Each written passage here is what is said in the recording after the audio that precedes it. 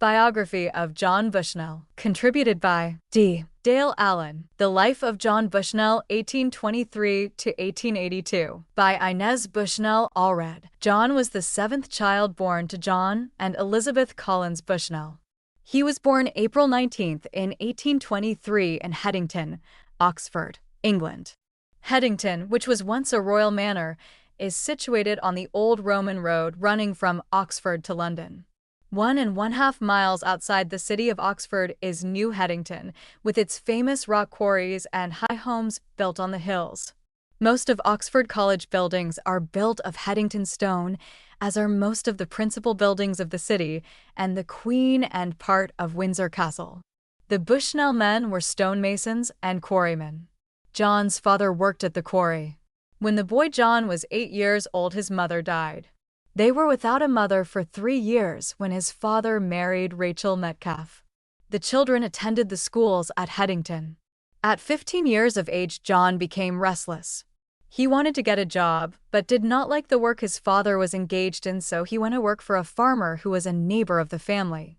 One day, a mule he had been given to ride to herd sheep became unmanageable and threw him to the ground, throwing his hip out of place. He lay in a hospital for 15 months. His father became indignant with the doctors who didn't seem to be doing anything for his son. He took John home and gave him the best of care until he learned to walk again. It took him a long time, even with his father's encouragement, to get so he could go alone, but he always limped. When he was well again, he returned to his work, but much discouraged. He wanted to get something to do that would not only mean a livelihood for the present, but would perhaps become his life's occupation. He left Headington to have a look around England. He met a young man named Robert Nell, who was also dissatisfied with his lot in life. One day they were watching an emigrant ship being loaded with saints for America. The boys began talking of this land and dared each other to come here. The thought is father of the deed, for that is what they did. They left Liverpool October 21st, 1849, and reached St. Louis via New Orleans in December. They found work there for the winter. In the summer of 1850, more than 5,000 souls, 4,000 sheep, and 5,000 head of cattle crossed the plains under the direction of Orson Hyde. Seeing all this activity, John longed to be a part of it and volunteered to drive teams in order to come to Utah. Joseph Young was in charge of the 6th Company that summer, and Lorenzo D. Young was in charge of the freight wagons. He gave both John and Robert teams to drive to the valley. Grandfather was baptized into the church before leaving there sometime in March. When they got to Utah, Robert Nell went to the southern part of the state. John worked at Farmington for a while, then moved to American Fork. While there, he became very ill and homesick. He regretted having been foolish enough to leave his home and his own people to come to this far land among strangers. His yearnings for his home became so unendurable, he returned to Salt Lake City, thinking to make his way east and return to England. One day he was passing the home of Patriarch John Smith, who was working in his garden. They stopped to exchange greetings, and Brother Smith asked him in. As they entered the door, Brother Smith took his hat and, holding it up on his hand, said, "Many hats to cover the heads of your posterity." He gave John a blessing and encouraged him to have faith and courage. All the nostalgia seemed to leave him, and he was able to go on and return to his work. Brigham Young told him to go to Fillmore to help strengthen that place against the Indians. At that time, Fillmore was the state capital. He helped to build the fort and in many ways made himself useful in the community. Here he met and married Elizabeth, the daughter of Isaac and Elizabeth Mainwaring Brockbank. They were married August 14, 1854. They had the first post office and a little store. Elizabeth kept the books and cooked for the mail carriers. Her brother, Isaac, and a Mr. J. M. Bullwinkle had the contract for bringing the mail in. She was happy to have her brother in her home. On the September 23, 1856, a boy was born to Elizabeth and John Bushnell. They gave him his father's name. A second son, whom they named Isaac, came 2 years later, September 28, 1858. Then Edward, another boy, was born July 22, 1860, and in 1862, on June 22nd, a fourth son, Daniel, came to their home. John had always loved outdoor life, and he decided to begin looking for land. If he was going to have a family of boys, he must follow the counsel of President Brigham Young and look out for his family by creating work for them. This argument he used to persuade Elizabeth to consent to trade their property in Fillmore for meadow farming land. They moved there in 1862, one of the first 6 families at that place. They had another son, Howard, on January 12, 1865. Then another, Joshua, born February 25, 1867. All 6 of these sons were given Brockbank for their middle names. Grandmother was always very proud of her name and very clannish. Their next 2 children were girls, Elizabeth, born April 11, 1869, and Eliza Jane, December 25, 1871. John tilled the earth, and it began to yield a living for his family. He hauled his wheat to Fillmore to be made into flour. There were grist mills there and a molasses mill. John made his own molasses mill with wooden wheels in a tank or vat, a long pole attached, with a horse hitched to the end of the pole to take the wheels round and round, crushing out the cane juice. This avoided taking the cane to Fillmore, and it made for home industry. He acquired some fine horses, and 2 of the boys, Edward and Isaac, began hauling freight from York, the terminus of the railroad in Juab County, to Pioche, Nevada, and other mining camps. These were no pleasure trips. Roads were so bad they were kept busy knocking mud from between the wagon wheel spokes. This was bad, but they had no overshoes and only one overcoat. The one riding wore the overcoat. They took turns riding and walking. Mining camps were dens of iniquity, and they were often threatened by robbers. Isaac contracted pneumonia and died May 29, 1877. He was a lad of 19. This was a great cause of sorrow to his parents. All their other children grew up and reared large families of their own. When the church established the United Order, John, always obedient to counsel, joined. His fine horses went into the order, which did not last for long. The scrub horses he got back were a source of annoyance to the boys. The family homesteaded some fine pasture land and acquired some grazing property that became valuable with time. In 1882, the family took all the sheep in meadow to run. They did not make much because of the poor clip of wool and low price, but they stayed in the sheep business. Times were beginning to get better for the family when, on July 29, 1882, John passed away. He was only 59. Life cannot be measured in time alone, but in deeds. His had been a good life. He had worked hard. He had made a place for his family. His sons carried on as the Bushnell brothers with a loyalty that was a credit to his name. History of Oxfordshire, Journal of British Archaeological Association, Volume VIP 52-57, Church Emigration Volume 1, John Smith's Patriarchy Volume 2p 209, Number 465, Robert Nell's Diary, Family Records, Life of John Bushnell. John Bushnell was the son of John Bushnell and Elizabeth Collins Bushnell. He was born April 19, 1823, at Eddington, Oxford, England. His father was a rock quarry and was away from home a great deal of the time. Their home was very happy until his mother died when he was 8 years of age. He lived at home until he attained the age of 15. Then a restless feeling possessed him, so he got the consent of his father to go to work on a farm and tend a small herd of sheep. While on the farm, they gave him a mule to ride. It became very unmanageable and threw him off, throwing his hip bone out of place. In those days, good doctors were rare, and after spending 15 months at the hospital not improving, he was taken home, where he learned to walk again. This left him a cripple until his death. His father married again, after his mother's death, the home being broken up. Then he left and went back on the farm where he spent many years. He then became restless and wanted to go where the opportunities for doing greater things were. Then he could see ahead of him in England.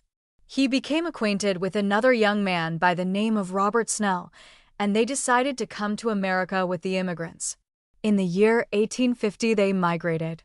Mr. Snell and grandfather came through to Salt Lake, but they were baptized because they saw so much good in the Mormon people. Grandfather stayed in Salt Lake for a while and then moved to Farmington, where he lived for a short time. Then he came back to Salt Lake to stay.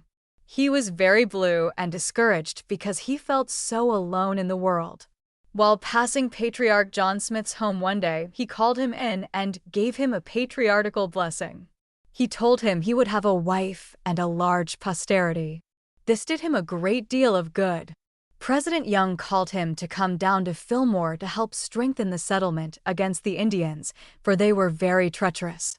My grandfather helped haul the rock for the old Capitol building.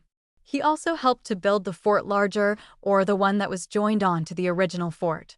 My grandfather lived in Fillmore for some time when he met and married my grandmother Elizabeth Brockbank. From this union there were 8 children, 6 sons and 2 daughters. Their names were as follows: John B. Bushnell, Edward B. Bushnell, Isaac B. Bushnell, Dan B. Bushnell, Howard B. Bushnell, Joshua B. Bushnell, Elizabeth D. Bushnell, and Elisa B. Stott. My grandfather had one of the first stores in Fillmore and raised the first potatoes grown in Millard County. He moved to Meadow in 1864, where he spent the remainder of his life, and died there in 1879. Life of John Bushnell. John was the 7th child born to John and Elizabeth Collins Bushnell.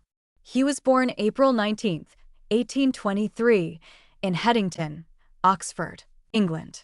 John's father was a stonemason and a quarryman, an occupation in which John had no interest. He and a friend, Robert Nell, and decided to join one of their groups. They arrived with the Mormon group in St. Louis, via New Orleans, in December 1849. The following March, John Bushnell was baptized into the LDS Church and joined the 6th Company under Joseph and Lorenzo D. Young to cross the plains as a driver. After arriving in Utah and working in the Farmington area and in American Fork, John experienced a time of acute homesickness and depression. He wished to return to England. Patriarch John Smith gave him a blessing and encouraged him to remain with the saints, promising him a large posterity and a fruitful life.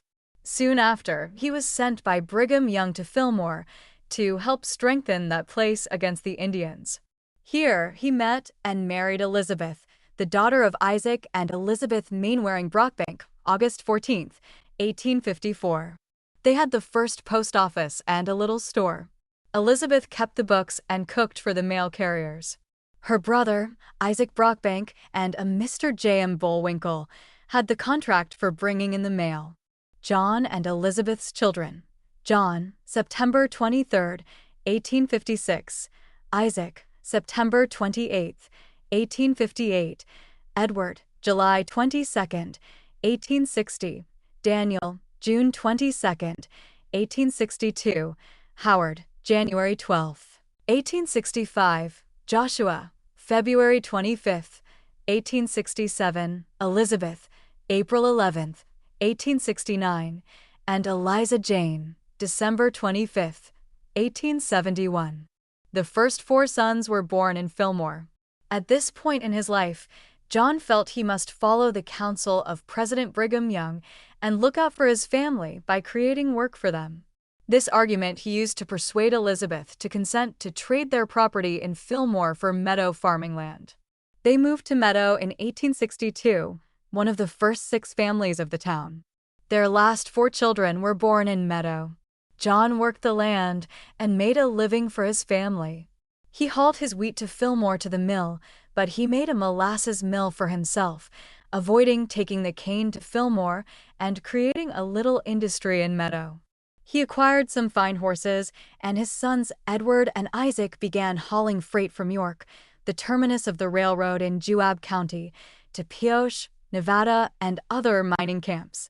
It was rigorous, backbreaking work, and Isaac contracted pneumonia and died on May 29, 1877. This was a great sorrow to his parents. He was only 19. All their other children grew up and reared large families of their own. John and his family homesteaded some fine pasture land and acquired grazing property that became valuable with time. He took all the sheep in meadow to run and stayed in the sheep business. Times were beginning to get better for him and his family when, on July 29, 1882, John passed away. He was 59.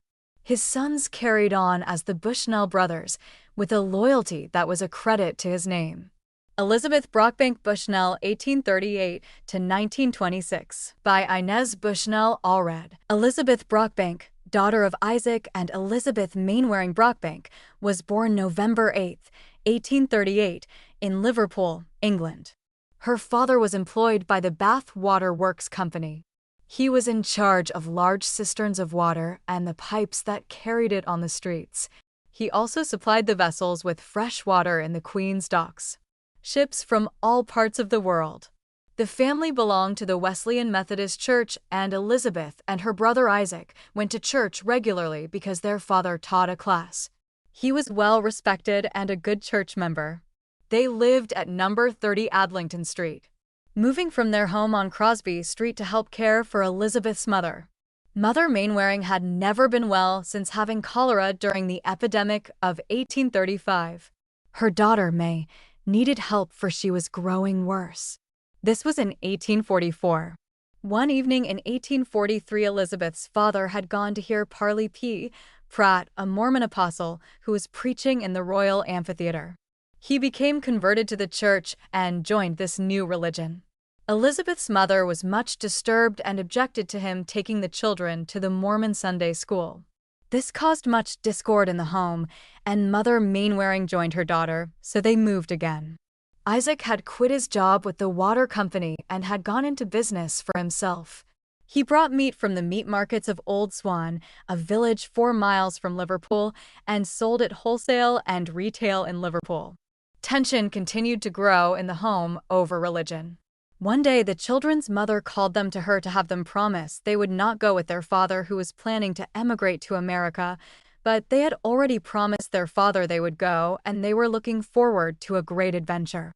I quote from the son Isaac's diary, and he and mother consented to go solely on account of the children, and she said, "If I'm not suited on getting to the end of the journey, I will return." They sailed from Liverpool, from the Victoria Dock, February 11th, 1852, on board a merchant ship fitted for the emigrants, called the Ellen Marie, with Captain Whitmore. In 8 weeks and 2 days, they reached New Orleans. It had been a rough voyage, and they were glad to leave the ship to take a steamer up the Mississippi River to St. Louis. After a delay there of 2 days, they caught the St. Ange for Kansas City, another 3-day trip. While coming up the Mississippi, they saw the survivors of the Salutes. A boiler on that ship had exploded and many passengers burned. The suffering was hard to witness. At Kansas City, they had to wait for wagons, which were being made in St. Louis. This was the first group of saints coming to Zion under the auspices of the Perpetual Emigration Fund Company. Tents were pitched along the banks of the river, and the people made as comfortable as the circumstances would permit. The people in the city were very unfriendly, boasting that they had driven the saints across the river once and that they would do it again. Indignation meetings were called, but they were scared away because cholera had broken out in the camp. These people were living on a poor diet of half rations and roots, which they could dig. When some wagons arrived, the saints moved 7 miles west of the city. Here many died and were buried in the rude boxes without much ceremony. It was while here that word reached the camp of the announcement of the doctrine of plural marriage as a cardinal principle of the Church. Elizabeth's mother and Mrs. Thomas, who had 3 daughters of marriageable age, were thrown into consternation. Mrs. Thomas said, "I'd rather see my daughters die than go to the valley and become wives of polygamists." In just a few days, 2 of the girls were dead, and the 3rd lay very ill when the Brockbanks started west. Elizabeth's mother seemed very upset as they started this part of the journey of 1,300 miles to a valley she had little desire of seeing. As time passed, she did everything she could for the children, Isaac, Elizabeth, Joshua, and Agnes, but to everything else she was indifferent. This was the O.A. Smoot Company. They traveled about 100 miles a week. The latter part of July, they passed Fort Laramie, and one day just before noon, they came to a very steep hill. Elizabeth's mother got out of the wagon to walk, as did many of the women. Wild currant bushes were full of fruit, especially at the foot of the hill where there was a good patch of them near the water. In these bushes was the last place Mother Brockbank was seen by any of the company. She was not missed until they camped for noon 2 miles further on. Her son Isaac rode back to the bushes and hunted and called, but she was not there. A camp was made on Horseshoe Creek while Elizabeth's father and Chris Layton, who was assistant to Captain Smoot, went back in a light buggy to look for her. They found tracks near the spring, then hurried on to Fort Laramie, but there was no trace of her. The authorities there promised to send any word they got of her to Salt Lake, but it was the general supposition that the Indians stole her. However, it was impossible for her husband to forget that she did not want to come and had said if she did not like it she would return, and there had been so many dreadful things happen even the bravest hearts had become discouraged. Her son Isaac, in his old age, said, "I cannot think even at this time that Mother willingly went away from us." True, there was lack of harmony between her and father, but she was at all times ready to bear all things for her children. Elizabeth's father became very ill, adding to the great anxiety of her mind. He was confined to his bed in the wagon and became so reduced in flesh that many thought he would surely die. By the faith and prayers of the company and the administration of the brethren who sat over him at all times, he finally began to get well. The children began to learn what it was to be bereft of a mother. The baby was not weaned and it cried day and night. Everyone helped what they could, but Elizabeth was the only one who could pacify the baby and mother the children. On the 4th of September, 1852, the company arrived in Salt Lake. They were met on Union Square by many of the saints. President Young welcomed them and counseled them to be careful of their diet until they got used to the mountain climate. The Brockbanks were sent to the home of Thomas Hall in the 19th Ward, where they stayed a month. On October 2nd, Elizabeth's father married Sarah Brown, who had come from England in the same company. On the 6th of that month, with 2 cows and very little else, the family left for Utah County, where they were to settle. 4 days later, they reached Palmyra, on the east shores of Utah Lake. Here they made a dugout of good size to live in. The winter came early, and they had to trade some of their clothes for food. They got flour for thrashing wheat on shares, doing the work with a flail.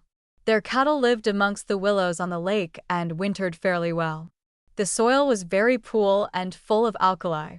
Brigham Young advised them to move to Spanish Fork, where the water was better and there was less alkali in the soil, so they got busy and built another fort. The Brockbanks built an adobe house inside this fort and moved there in 1854.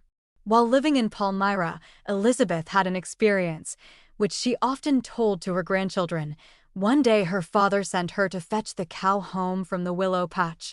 She found the cow and was on her way home when she saw a big Indian coming after her. When she ran, he ran too. She ran into the brush, and falling on her knees, she asked God to save her. The Indian saw her go into the brush and followed her. God answered her prayers by blinding his eyes, for he began poking the brush and hitting around with a big stick, almost striking her, but he finally gave up and went away. When fear would let her, she crawled out and began running home. She soon met her father, who had become alarmed at her long absence and had come to find her. At age 15, while they were still living in Palmyra, Elizabeth went to live with a family by the name of Pollock. Her brother said she felt that her stepmother imposed upon her, and he said, "I am sure she felt the want of many things a girl of that age longs to have." Mr. Pollock had been in the valley for some time and was quite well fixed. He used this to persuade her to marry him and go with his older wife to Iron County, where he had been called. She did so and started south with them. Before she reached Fillmore, she repented of her rashness in marrying this man and leaving home so young. In Fillmore, she found a friend in a Mrs. Tomlinson whom she had known in Salt Lake City. She refused to go on, and this friend stood by her. Some time later, Brigham Young went through Fillmore. She went to him and, after telling him her story, asked that the marriage be annulled. President Young granted her request. On the 14th of August, 1854, she married John Bushnell, who had been sent to Fillmore by President Young to help strengthen that place against the Indians. They had the first post office and a little store. Elizabeth kept the books and cooked for the mail carriers. Her brother Isaac was one of the first mail carriers to Fillmore. 4 children were born to John and Elizabeth in Fillmore: John B., Isaac B., Edward B., and Daniel B. In 1862, they traded their property in Fillmore for farmland in Meadow and were one of the first 6 families in that place. When the first primary was organized in Meadow by Zena D. Young and Eliza R. Snow, Elizabeth was chosen as one of the counselors to Sarah Stott. When Sister Stott died, Elizabeth became the second primary president in Meadow. She served as counselor in the Relief Society to Martha Bennett. She sang in the first choir and was always busy in the church and community. She prepared the dead for burial and spent much of her time with the sick. She seemed to have a special gift for nursing, and over a period of years, Grandmother Bushnell was sent for whenever anyone in the little town became ill or met with an accident. She never refused to go until her children, because of her age, refused to let her keep going. 4 more children were born in Meadow: Howard B., Joshua B., Elizabeth B., and Eliza Jane. Elizabeth washed, pulled, and carded the wool that made their clothing and bedding. When the woolen mills opened in Provo, they had blankets as well as wool-filled quilts. John and his sons had gone into the sheep business, and she was always interested in what they did. John Bushnell died in 1882, leaving her to carry on with the boys. This she did for 40 years more. She stayed in the business and held them together in love and confidence that was inspirational. They were known as the Bushnell brothers and were united by that great love and devotion which she instilled in every one of her children. She taught them honesty, integrity, and devotion, and they were known for these qualities. Her troubles were many, but she often said, "The loss of my dear mother steeled me for the troubles that followed." Elizabeth died in Meadow, September 16, 1926, at the home of her daughter Elizabeth Bennett. Bishop Jesse J. Bonnet conducted the services. Speakers were Neil M. Stewart of Meadow and F. A. Robinson of Fillmore, President John A. Beckstrand of the Millard Stake, and President Henry A. Gardner of the Palmyra Stake. President Gardner read a poem, "People Loved Her." Prayers were offered by Bishop Alonzo A. Kimball of Canosh and James M. Stewart of Meadow. C. Orville Stott dedicated the grave in the Meadow Cemetery, where she was laid to rest after a long and useful life. She left 7 of her 8 children, 75 grandchildren, 116 great-grandchildren, and 1 great-great-grandchild. Elizabeth Brockbank Bushnell. Elizabeth Brockbank Bushnell, daughter of Isaac and Elizabeth Mainwaring Brockbank, was born November 8, 1838, in Liverpool, England. Her father was employed by the Bath Water Work Company, which supplied the ships from all over the world with water. The family members all belonged to the Wesleyan Methodist Church, where Isaac taught a class. Early in 1843, Isaac went to hear Parley P. Pratt, a Mormon missionary, and joined the Mormon Church, much to the opposition of his wife. Isaac used to take the children with him to attend the Mormon Sunday school. When he decided to go to Utah, Elizabeth tried to get the children to tell him they would not go with him, but they really wanted to go, as they thought it would be wonderful to cross the ocean and live in a new country. She told Isaac she would go with him only if he promised her she could return to England if she did not like Utah, and he promised. They received funds from the Emigration Fund to pay for the journey and sailed from Liverpool February 11, 1852, on the ship the Ellen Marie and docked at New Orleans, where they took a river boat from Kansas City. Cholera broke out in the camp, and many died and were buried in crude boxes. Many were so weak they could hardly move. All of these hardships upset Elizabeth's mother, and she dreaded crossing the plains. When they were assigned wagons in the O.A. Smoot Company, She did all she could do to care for her 4 children, Isaac, Elizabeth, Joshua, and Agnes, but to everything else she seemed indifferent.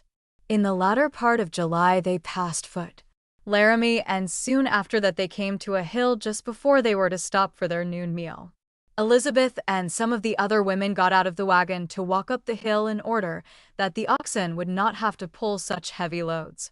There were ripe, wild berries, and the ladies stopped to pick some, but the wagons kept moving. When they stopped for noon, all of the ladies were there except Elizabeth, Isaac's wife. Her son Isaac rode back on a horse to hunt for her, but he found no trace of her. The father and Chris Layton took a light carriage and hunted for her. They went back as far as Fort Laramie but found no trace of her. The men at Fort Laramie promised to keep looking, and if they found her let the folks know, but no trace of her has ever been found. It is supposed that she was captured by some roving Indians. This left the daughter Elizabeth, not yet 14 years old, in care of the family. The company arrived in Salt Lake September 4th, 1852. They stayed in Salt Lake a month and were assigned to go to Palmyra on the shores of Utah Lake.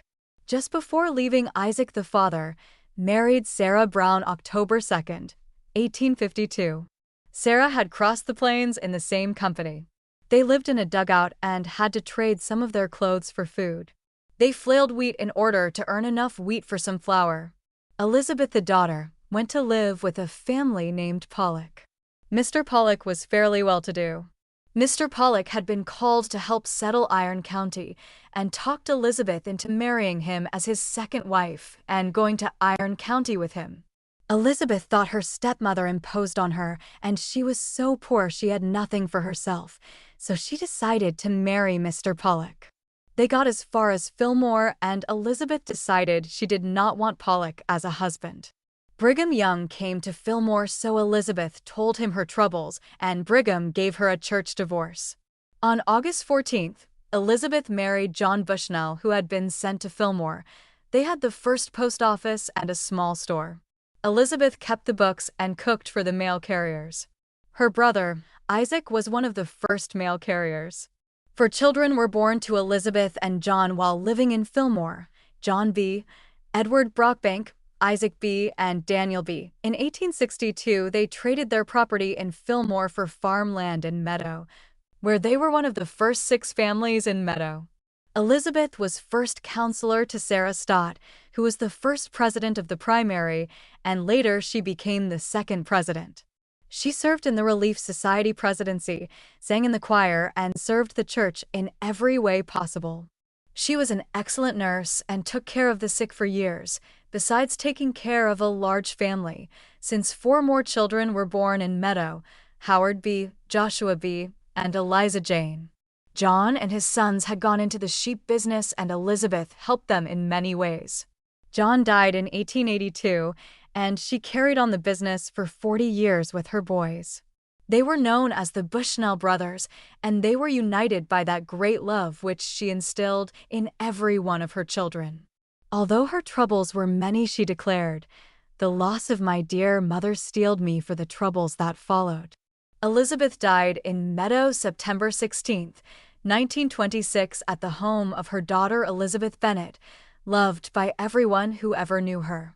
Elizabeth Brockbank Bushnell. Elizabeth Brockbank was born November 8, 1839, in Liverpool, England. She remembered going to church every Sunday with her father, who taught a class. This was the Wesleyan Methodist Church, and then there was talk of her father joining another church and planning to go to America. Their mother was not too happy about this, but Elizabeth and her elder brother, Isaac, wanted to go. Their mother came, of course, and the children were delighted with the prospect of crossing the ocean and seeing a big, new country. Salt Lake City was only a name to them, but they knew the saints were gathering there. They sailed from the Victoria Dock at Liverpool on February 11, 1852, on a merchant ship that had been fitted up for emigrants, the Ellen Marie, with Captain Whitmore. In 8 weeks and 2 days they reached New Orleans. It had been a rough voyage. They took a steamer up the Mississippi River to St. Louis. After 2 days they took the St. Ange to Kansas City. While going up the Mississippi, they saw the survivors of the Saluda.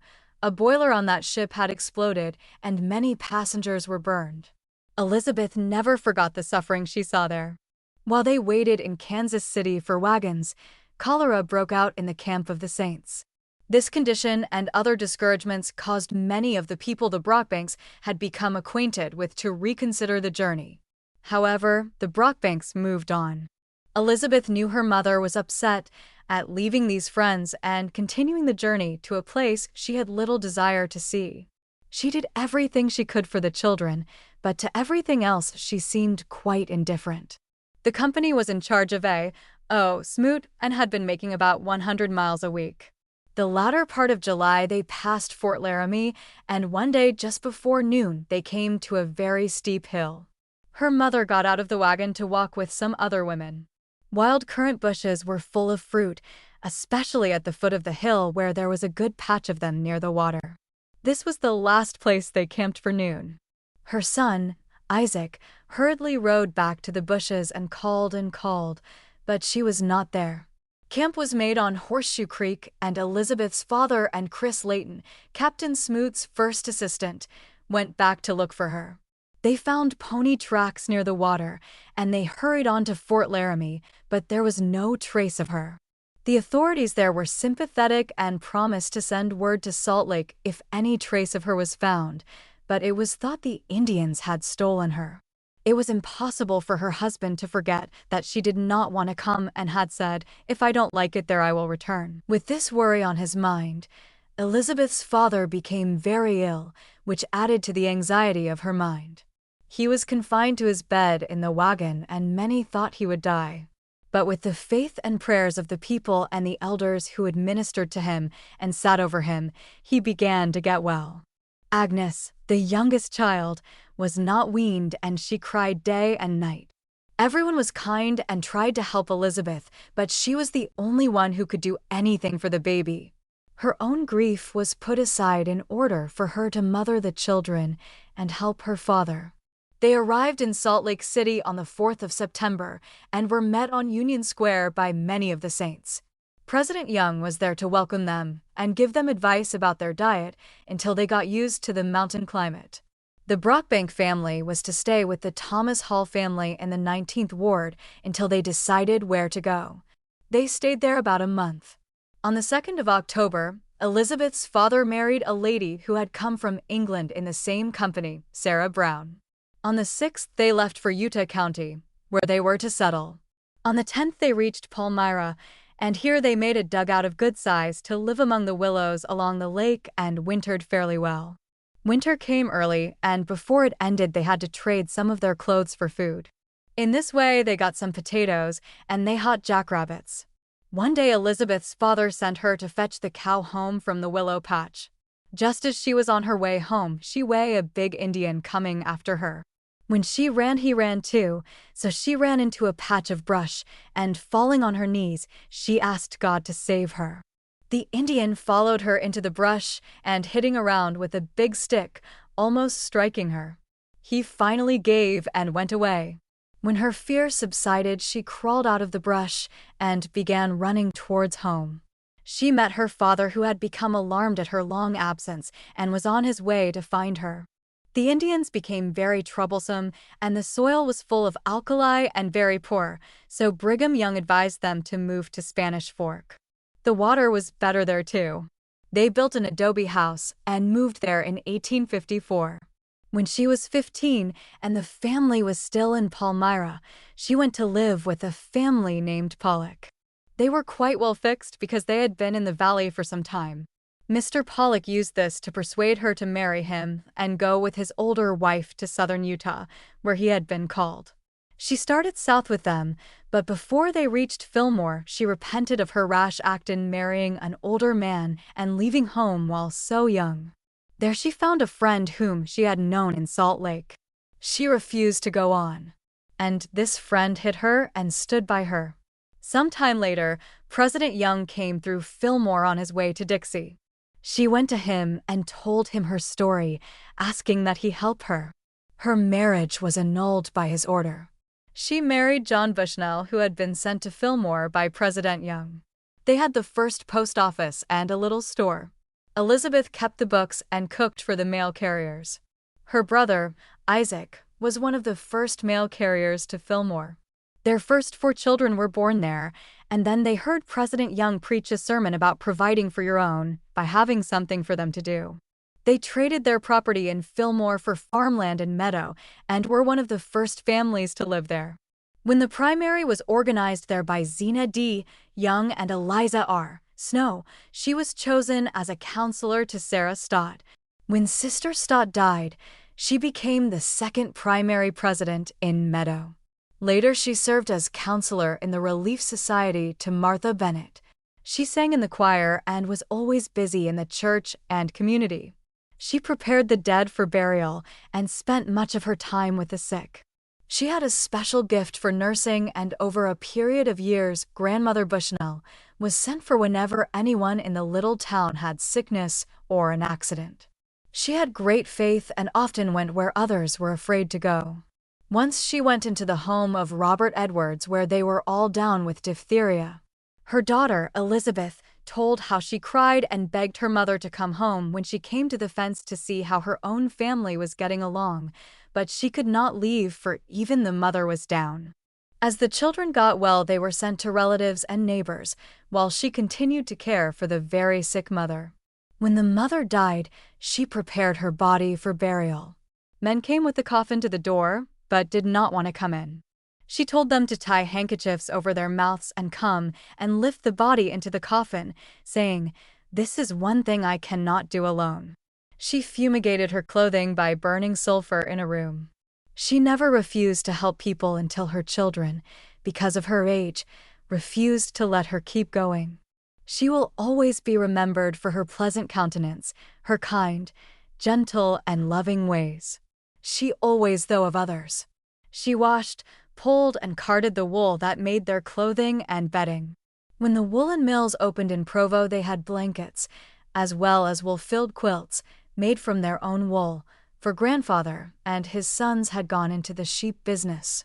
They took all the sheep owned in Meadow to care for. Unfortunately, her husband died in 1882, leaving the boys to carry on with their mother's help. She was always interested in what they did and lived for 40 more years to gild them. She held them together in love and confidence that was inspirational. They were known as the Bushnell brothers and were united by that great love and devotion which she instilled in every one of her children. She taught them honesty, integrity, and devotion, and they were known for these qualities.